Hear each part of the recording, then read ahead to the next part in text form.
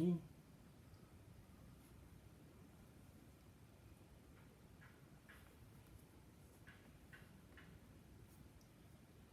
Pues buenas tardes, continuemos, intentemos continuar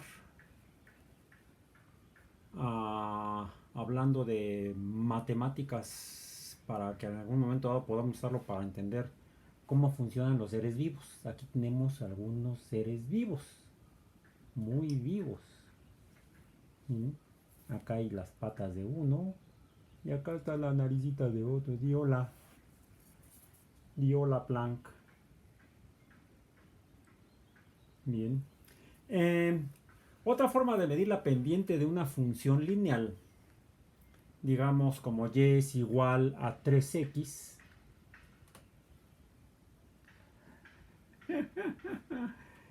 es y es igual a 3x. Quiere decir que si x es igual a 0, y valdría 0 también. Aquí estaría en este punto, en el origen. Y si x fuera igual a 1, y sería igual a 3. Quitemos este eje de x, que por allá lo están queriendo mover. Retirémoslo. Entonces, nuestro origen está aquí en x igual a 10. Aquí este va a ser el 0 en x. Y de aquí, cada raya, cada cuadro es 1 centímetro hacia arriba, sería y es igual a 1, 2, 3, 4, 5. Bien. Si nuestra función es y es igual a 3x, quiere decir que cuando x es igual a 1 por 3 sería igual a 3. X estaría en 1, y estaría en 3. Aquí está el primer segmento de la función. Si x es igual a 2, entonces sería y es igual a 6. Si x es igual a 2, entonces es igual a 6y. Si x es igual a 3, está siendo atacada por el gato. ¡Ah! Si x es igual a 3, entonces sería y igual a 9. Acá va. Si esta es una función lineal. ¿Sí? Y es igual a 3x, donde 3 es la pendiente m, y es igual a mx. Nuestro segundo término de la función, el primer término es 3x, el segundo término sería la b, que se la adicionaríamos a 3x, pero como la función comienza en el origen, aquí donde está mi dedito, donde está mi dedo, entonces b vale 0. Si b valiera 1, entonces tendría yo que sumarle 1 a la función. Cuando x vale 0, 3 por 0 es 0, más 1 sería 1. Y entonces la función sería paralela a la primera y estaría desplazada hacia arriba. Eso lo veremos más adelante. Continuemos con y es igual a 3x. Cuando x es igual, entonces, a 3, y es igual a 9. Cuando x es igual a 4, y será igual a 12. Cuando x es igual a 5, y es igual a 15. Y esta función iría creciendo de esta forma hasta que cuando x es igual a 10, y sería igual a 30. Se quieren comer a la función. Aquí está. Bien. Entonces, esto es conocer a la función con nuestro sistema cartesiano xy. Los valores de x, hay un valor de y. Pero otra forma de saber qué tan inclinada está la función es si ponemos aquí esta línea recta y tratamos de determinar... ¡Ay! Se mueve esto.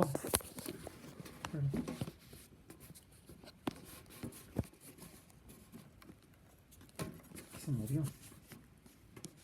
Lo tengo, literalmente lo tengo agarrado con pinzas. Ahí está. Ya me están moviendo también la función. Ahí está. Ya regresamos. Ya regresamos. Veamos. Si está nuestro origen 0, 0. Aquí. Aquí está. Ahora tenemos esta línea horizontal sobre el eje de x. Y tenemos acá a la función con esta inclinación. Y esta inclinación la podemos medir también si trazamos un arco entre la línea horizontal, el eje de X y están llevando a la función. No importa, eso nos sirve para que podamos poner ese arco. Eso sí. Scadi. Pongamos el arco. Ahí está el arco. El arco y la flecha. Este arco que va desde X. Aquí está. Desde X hasta Y. Este arco nos está dando una medida de la inclinación de la función. Ahí está. ¿Sí? No, mentira, estaba por acá. Igual a, cuando X igual a 10, aquí, Y valdría 30. 5, 10, 15, 20, 30. Está acá. Bien. Esta magnitud es la que conocemos como un ángulo. Que un ángulo es la distancia entre dos líneas que se cruzan. Estas dos líneas son paralelas, sería una sola línea. Si se separan de esta forma sin separarse de la unión, lo que estamos teniendo es un aumento en el espacio y ese espacio es el que llamamos un ángulo. Los ángulos entonces son formas de medir qué tan separadas están dos líneas que se cruzan. La medida del ángulo entre dos líneas perpendiculares la podemos determinar con dos unidades para medir ángulos. Una son los grados y otros son los radianes. Bien. Volvamos a nuestra función y es igual a 3x. Entonces decíamos que podemos medir este ángulo. La pregunta es cómo carambas lo medimos. Bien, para eso debemos regresar a la definición que dimos. Modifiquémosla un poco y digamos que los ángulos se forman en la intersección entre líneas. Ahí están. No importa la posición de en el espacio, la magnitud que separa las dos líneas perpendiculares no cambia. Puede cambiar su posición en el espacio cartesiano, pero la magnitud de la distancia entre las dos líneas perpendiculares no cambia. El ángulo se conserva. Podemos dibujar ese ángulo entonces en un plano y sobre ese plano podríamos poner un círculo. Bueno, aquí lo vamos a ver como está en perspectiva, lo vemos como una elipse en realidad, pero esta tapa es un círculo, es circular. Debido a la posición de la cámara, es que se observa como, por la perspectiva, como una elipse, pero sabemos entonces que efectivamente esa tapa no es elíptica, sino que es circular, porque sí, también podemos encontrar en las tiendas tapas elípticas, si los recipientes son elípticos. Bueno, podemos entonces poner sobre en el centro de estas dos líneas que se cruzan, podemos poner exactamente en el centro un círculo. Y podemos medir la separación entre estas dos líneas perpendiculares. La separación sería un cuarto de la circunferencia del círculo. La separación entre el cruce de esta línea y la línea que la continúa, sería como si tuviéramos dos líneas que se encuentran en el origen aquí, sería una magnitud mayor. Entre esta línea y esta línea que se cruza, la magnitud sería ya no un cuarto ni medio círculo, sino 3/4 de círculo. Y la distancia entre este punto en esta línea horizontal y este punto en esta línea horizontal sería la de un círculo completo.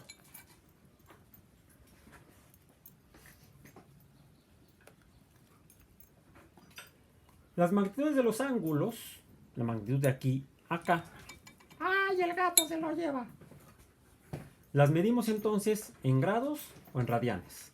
La magnitud entre dos líneas del ángulo entre dos líneas perpendiculares, entre este punto y este punto, de dos líneas que se cruzan de forma perpendicular, en grados tiene una magnitud de 90 grados. ¿Por qué lo sabemos? Porque es la cuarta parte de la medida en grados de un círculo, y la medida en grados de un círculo es de 360. 360 entre 4 es 90. Por lo tanto, entonces, la medida en grados de aquí a acá será la mitad de 360, que es 180 grados. La medida de este punto a este punto será entonces 3/4 partes de 360 grados, que son 270 grados. Y la medida de este punto a este punto, ¡hey!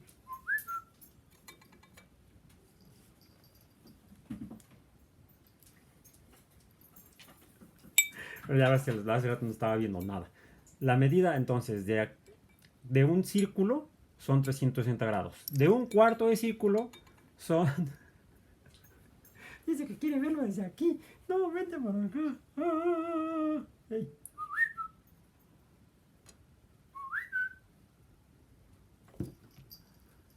Ahora sí, la medida de aquí a acá es un cuarto de 360, que es igual a 90. De aquí a acá son un medio de 360 a 180, repito. Y de aquí a acá son 270, que son 3/4 de 360. Y la vuelta completa son 360 grados. Eso es en grados. En radianes, la magnitud de aquí a acá del círculo al lado opuesto, el equivalente a 180 grados,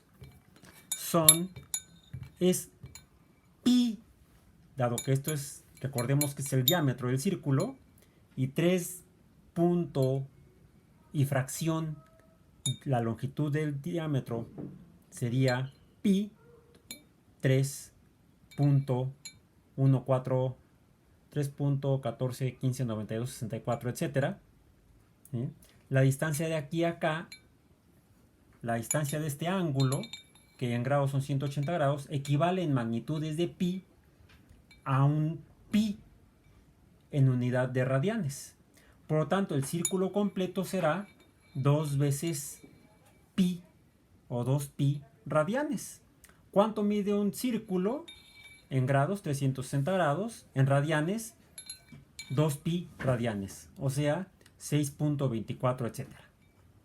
¿Cuánto es la magnitud de 90 grados en radianes? Será medio pi. Si esto es un pi, la mitad es medio pi. ¿Cuánto es la magnitud de 270 grados en radianes? Será 3 medios de pi. De aquí a acá es un medio, más otro medio, son 2 medios, más otro medio, son 3 medios de pi radianes.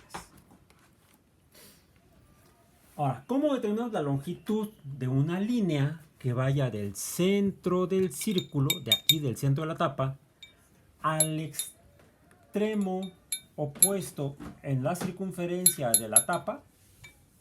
¿Sí? De aquí a acá, imaginemos que lo que tenemos es esta línea recta. Sería, por ejemplo, una función que parte del origen, o sea, parte del centro del círculo. La magnitud del centro del círculo a este punto es la magnitud de esta, llamémosla esta, la recta C, del origen a este punto. Pues medirá o estará, podemos ubicar este punto en el espacio cartesiano, midiendo la longitud del centro a este extremo, más bien de este lado en el eje de X, hasta donde el valor de Y se cruce con el eje de X. Sería entonces la altura en Y a este punto, y proyectado perpendicularmente sobre el eje de X a el valor cuando Y valga 0. Si aquí Y vale 0, ¿cuánto vale X cuando y vale 0, pues valdrá esta magnitud. Este sería el punto XY. Este punto XY entonces está determinado por la magnitud de los lados de un triángulo en el cual el eje de respecto a Y, o el valor de Y, será la magnitud de esta longitud. Y eso lo podría resolver hasta un niño de tercero de primaria, pero como aquí no hay niños de tercero de primaria, tendremos que recordar lo que nos enseñan, o lo que nos enseñaron en geometría en tercero de primaria, que es cómo medimos los lados de un triángulo, uno de cuyos lados sea un ángulo recto. Quitemos ahora el círculo, pongamos ahora, regresa de mi función, ahí está. ¿Qué es lo que tenemos aquí? Entre la línea de la función, el eje de X y la magnitud del círculo del origen en Y hasta donde cruza nuestro punto XY, pues tenemos aquí un triángulo rectángulo. Y lo que aprendimos en tercero de secundaria fue que la magnitud de esta línea diagonal en el triángulo rectángulo es igual a la raíz cuadrada del cuadrado de estas dos magnitudes, o el triángulo o el teorema de Pitágoras, que nos define que la longitud de este lado C es igual a la raíz cuadrada de este lado, del lado opuesto al ángulo que forma la función con el eje de X, el cual en el triángulo rectángulo le llamamos un cateto, que es opuesto a este ángulo, y esa fue una función voladora. Este lado, que sería el que está sobre el eje de X, sería el cateto adyacente a la magnitud del ángulo que queremos determinar. Las palabras. El teorema de Pitágoras afirma que el cuadrado de esta longitud más el cuadrado de esta longitud es igual al cuadrado de la longitud de la diagonal, a la cual llamamos la hipotenusa. El cuadrado de la suma de los catetos es igual al cuadrado de la hipotenusa. Déjenme ir por la hipotenusa voladora. Ya la recuperé. La hipotenusa voladora. Entonces, aquí lo que tenemos es nuestro triángulo rectángulo en este sistema cartesiano. Y podemos terminar este punto cuando conocemos estas dos magnitudes, que serían las raíces cuadradas del lado A y el lado C del triángulo rectángulo. Otra forma en la que podemos conocer esos valores es encontrando la relación geométrica o trigonométrica. Es el estudio, aquí tenemos un triángulo, el estudio de los triángulos o la medición de los triángulos. ¿Por qué es un triángulo? Porque esta figura tiene tres ángulos. 1, 2, 3 ángulos. Cualquier figura que tenga tres lados será un trilátero, tendrá a su vez tres ángulos. Bien. Y la relación entre sus magnitudes o sus números, las relaciones entre cantidades dijimos, o números, dijimos como las funciones. La función que existe entre la magnitud numérica de estos tres valores en este sistema numérico es lo que conocemos como las funciones de un triángulo, o las funciones de los ángulos de figuras de tres lados, y les llamamos entonces las funciones trigonométricas, o las funciones que relacionan las magnitudes de los valores numéricos de tres ángulos. 1, 2, 3 ángulos. Las funciones trigonométricas que definen esas magnitudes son la relación entre la magnitud del cateto opuesto, la proporción entre la magnitud del cateto opuesto y la longitud de la hipotenusa, es decir, el cateto opuesto entre la hipotenusa, ese cociente es la función seno de este ángulo. La proporción entre el cateto adyacente al ángulo que queremos conocer, la proporción entre el ángulo el cateto adyacente y la magnitud de la hipotenusa, el cateto adyacente entre la hipotenusa, ese cociente es la relación o la función coseno de este ángulo. Y la relación entre la magnitud del cateto opuesto y el cateto adyacente, cateto opuesto entre cateto adyacente, es la relación tangente. ¿Por qué tangente? Porque la magnitud de este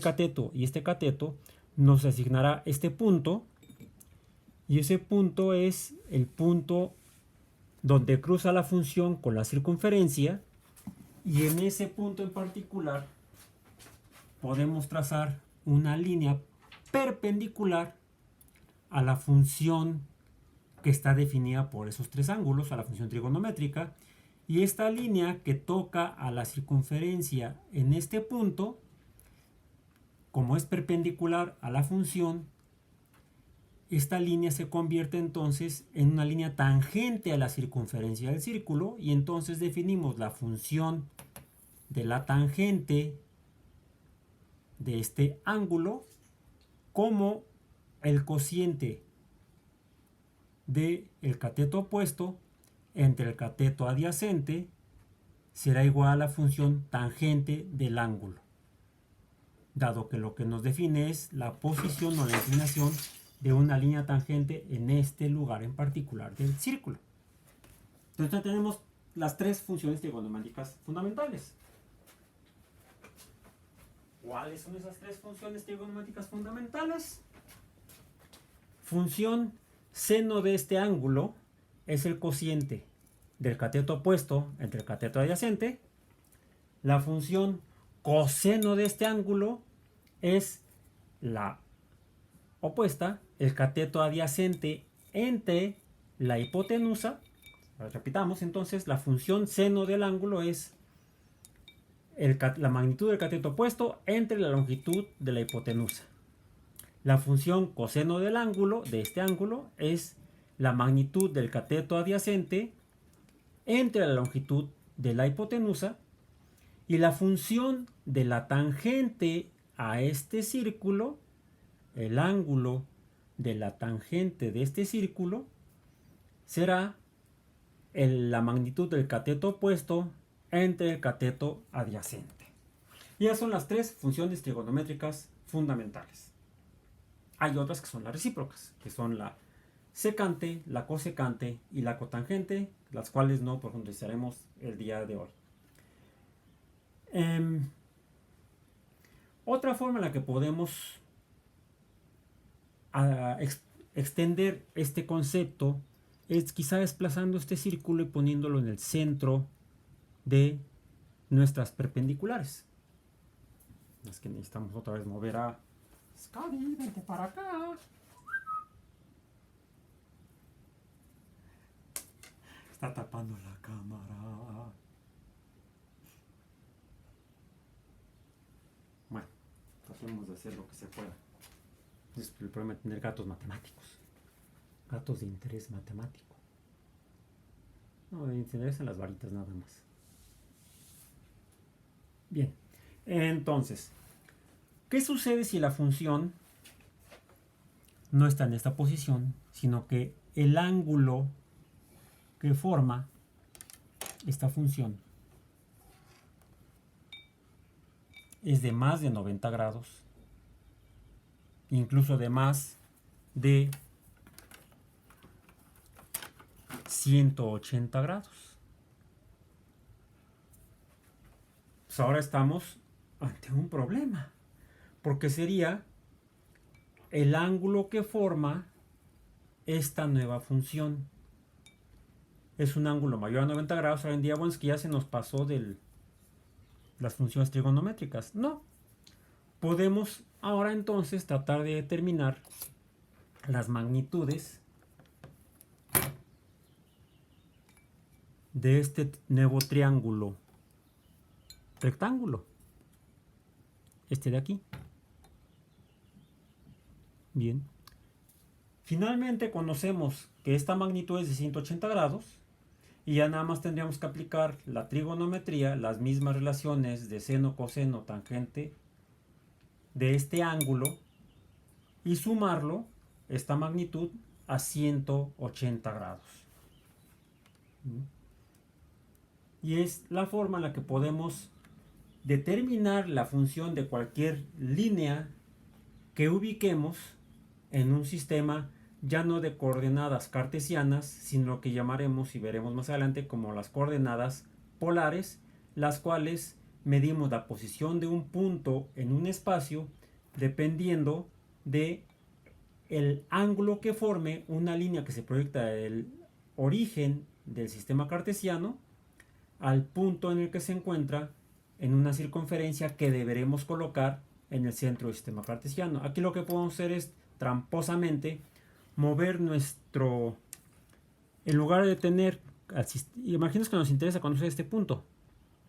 Bueno, pues en lugar de tener a las coordenadas cartesianas en esta posición X y Y, desplazamos a nuestro sistema de coordenadas cartesianas a un punto donde podamos aplicar las funciones trigonométricas. Y ese es el valor potencialmente grande de la comprensión y el uso de las funciones trigonométricas en la determinación, al menos, de funciones lineales que describen muchos fenómenos de la naturaleza. ¿Cuáles? Eso lo veremos en las próximas semanas. Por hoy nos despedimos.